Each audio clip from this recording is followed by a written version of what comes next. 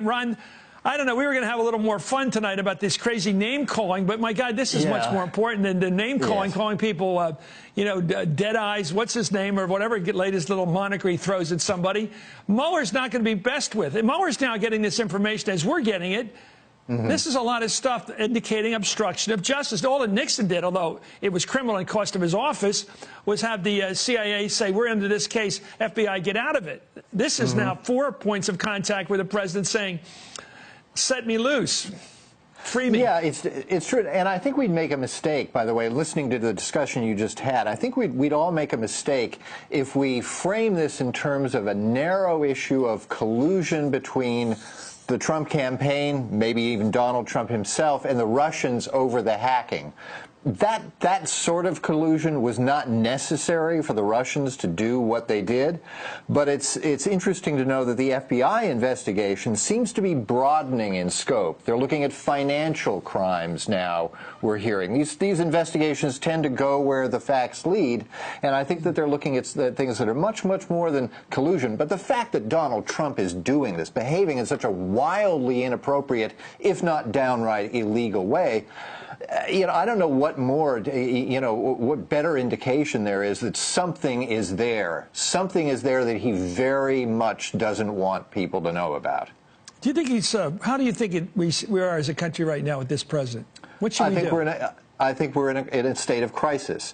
We have the Russian collusion, the Russian, tapping into our democratic systems is a serious problem, but we've sort of got a handle on that. I mean, we know what happened there, and we know who did it. But the other part, the linked part of that crisis, is Donald Trump himself.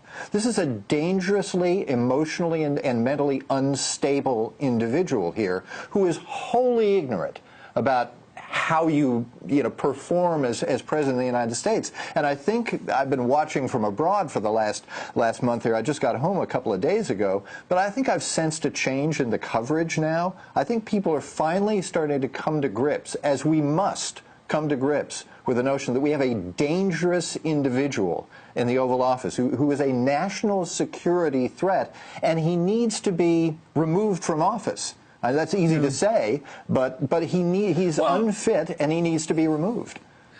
Ron, when your dad was president, we had an ideological fight in this country. You were part of it. You're on the liberal side, I believe, and everybody was comfortable in that because your father was a conservative, but he was a true conservative. He had written for years about a point of view. He had served as governor for 8 years. He's quite capable of doing the job, quite competent to do the job. The one sad thing I hate when I watch television, my show included, when people get on and it's a left-wing versus a right-wing thing, I don't think that's what it is right now. I think that's what we're missing. Yeah. It's not progressives against a conservative president.